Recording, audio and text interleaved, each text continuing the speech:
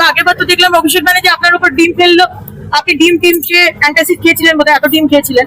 খাওয়ার পর আপনি বললেন যে বিজেপি নাকি করেছে, তারপর দেখা গেল আপনারই দলের বিধায়ক লাভলি মৈত্রের লোকেরা নাকি আপনার উপর ডিম ফেলেছে। আবার এদিকে সিসিটিভি ক্যামেরা দেখি আবার এটা ধরা পড়বে না তো যে আপনারই দলের লোকেরা পাথর ছুঁড়েছে, দেখে নেবেন বাবা।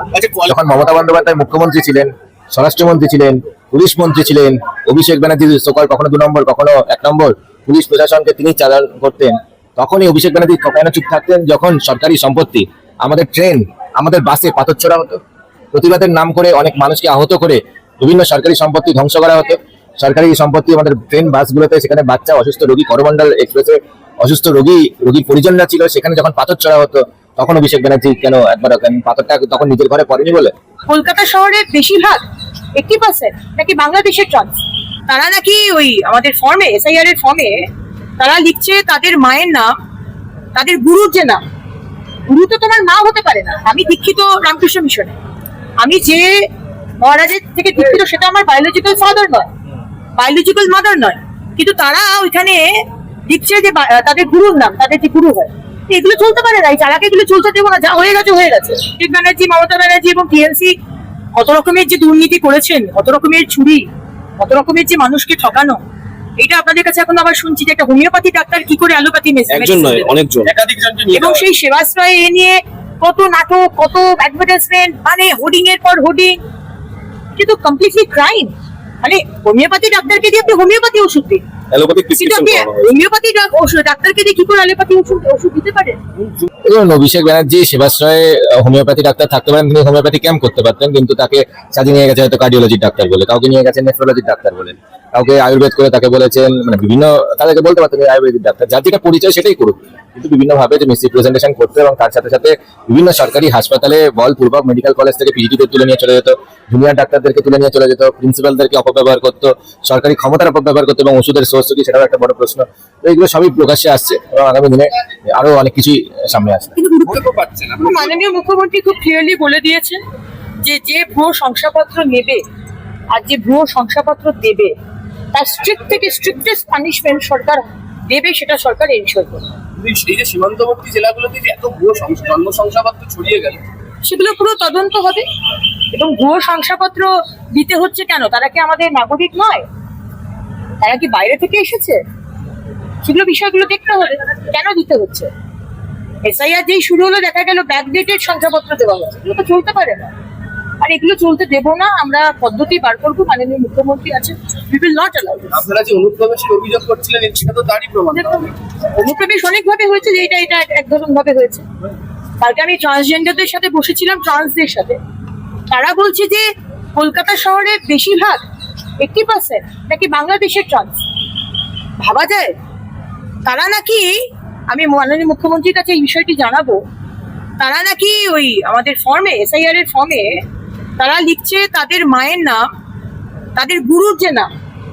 গুরু তো তোমার মা হতে পারে না। আমি দীক্ষিত রামকৃষ্ণ মিশনে, আমি যে মহারাজের থেকে দীক্ষিত সেটা আমার বায়োলজিক্যাল ফাদার নয়, বায়োলজিক্যাল মাদার নয়, কিন্তু তারা ওইখানে লিখছে যে তাদের গুরুর নাম, তাদের যে গুরু হয়। এগুলো চলতে পারে না, এই চালাকে এগুলো চলতে দেবো না, যা হয়ে গেছে হয়ে গেছে। বাংলাদেশের বা অন্য দেশের কোনো নাগরিক পশ্চিমবঙ্গে থাকবে না।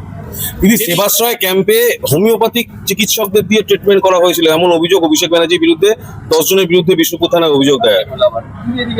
তদন্ত করা হোক, কারণ অভিষেক ব্যানার্জি, মমতা ব্যানার্জি এবং টিএমসি কত রকমের যে দুর্নীতি করেছেন, কত রকমের চুরি, কত রকমের যে মানুষকে ঠকানো, এটা আপনাদের কাছে এখন আবার শুনছি যে একটা হোমিওপ্যাথি ডাক্তার কি করে অ্যালোপ্যাথি একজন নয় অনেকজন, একাধিকজনকে নিয়ে, এবং সেই সেবাশ্রয় এ নিয়ে কত নাটক, কত অ্যাডভার্টাইজমেন্ট, মানে হোর্ডিং এর পর হোর্ডিং, কিন্তু কমপ্লিটলি ক্রাইম।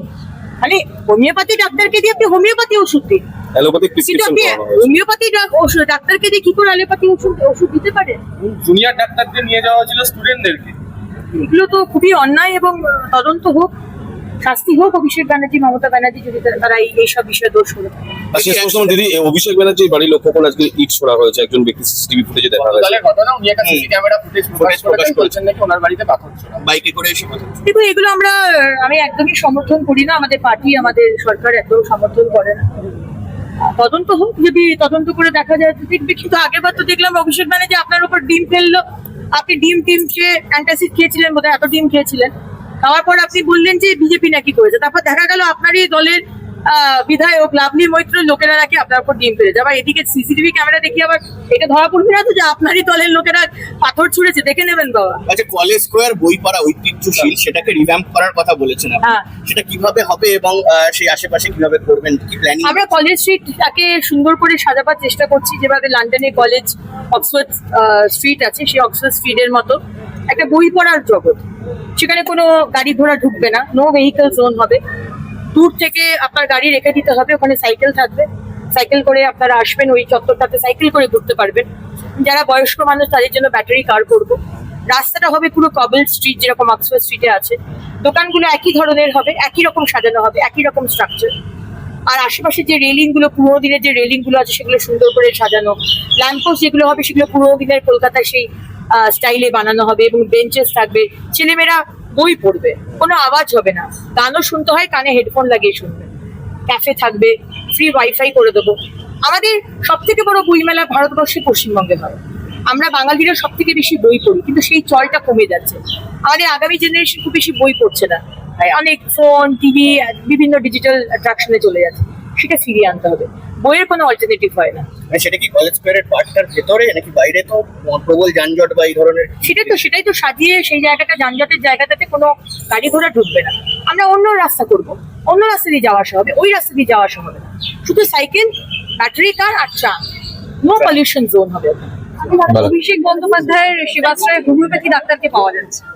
দেখুন, অভিষেক ব্যানার্জি সেবাশ্রয়ে হোমিওপ্যাথি ডাক্তার থাকতে পারেন, তিনি হোমিওপ্যাথি ক্যাম্প করতে পারতেন, কিন্তু তাকে সাজিয়ে নিয়ে গেছে হয়তো কার্ডিওলজির ডাক্তার বলে, কাউকে নিয়ে গেছেন নেফ্রোলজির ডাক্তার বলে, কাউকে আয়ুর্বেদ করে তাকে বলেছেন, মানে বিভিন্ন, তাদেরকে বলতে পারতেন এই আয়ুর্বেদিক ডাক্তার, যার যেটা পরিচয় সেটাই করুক, কিন্তু বিভিন্নভাবে যে মিসরিপ্রেজেন্টেশন করতে, এবং তার সাথে সাথে বিভিন্ন সরকারি হাসপাতালে বলপূর্বক মেডিকেল কলেজ থেকে পিজিটিদের তুলে নিয়ে চলে যেত, জুনিয়র ডাক্তারদেরকে তুলে নিয়ে চলে যেত, প্রিন্সিপালদেরকে অপব্যবহার করতো, সরকারি ক্ষমতার অপব্যবহার করতো, এবং ওষুধের সোর্স কি সেটাও একটা বড় প্রশ্ন।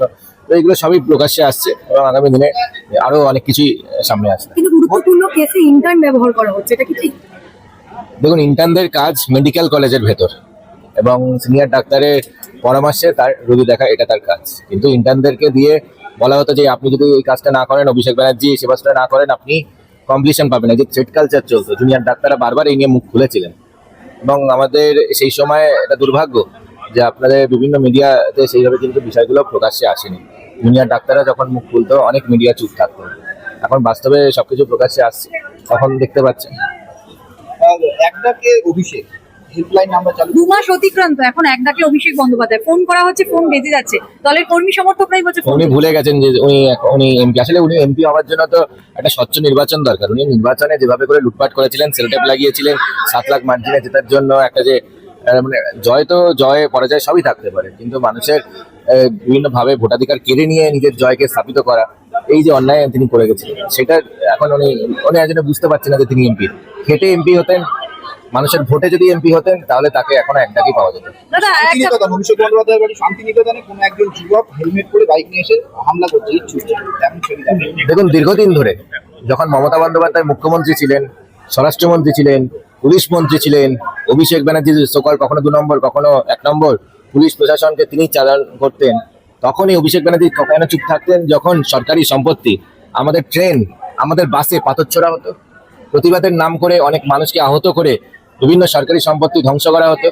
সরকারি সম্পত্তি আমাদের ট্রেন বাসগুলোতে, সেখানে বাচ্চা, অসুস্থ রোগী, করমণ্ডল এক্সপ্রেসে অসুস্থ রোগীর পরিজনরা ছিল, সেখানে যখন পাথর ছোড়া হতো, তখন অভিষেক ব্যানার্জি কেন একবার পাথরটা তখন নিজের ঘরে পড়েনি বলে? দিদি দাদা একেবারে রচনা জন্মদিন, দাদা কতটা স্বাস্থ্যকে সচেতন করতে এবং স্বাস্থ্য ব্যবস্থাকে সঠিকভাবে পরিচালনা করতে কতটা ব্যবস্থা করা হচ্ছে? দেখুন, পশ্চিমবঙ্গের যিনি একজন রূপকার, প্রাক্তন মুখ্যমন্ত্রী এবং বিশিষ্ট চিকিৎসক, প্রথিতযশা চিকিৎসক ডক্টর বিধানচন্দ্র রায়, তিনি বিভিন্ন ক্ষেত্রে, স্বাস্থ্যক্ষেত্র সহ বিভিন্ন ক্ষেত্রে, বিভিন্ন ডাইমেনশনে তিনি কাজ করেছেন। বিভিন্ন শহর, শুধু কলকাতা কেন্দ্রিক না, কলকাতার বাইরেও যে বৃহত্তর পশ্চিমবঙ্গ, সেখানেও যে উন্নয়ন দরকার, সেই বিষয়েও তিনি কিন্তু বিশেষ করে অগ্রাধিকার বিভিন্ন তার কর্মপদ্ধতির মধ্যে সেটা প্রকাশ পেয়েছিলেন।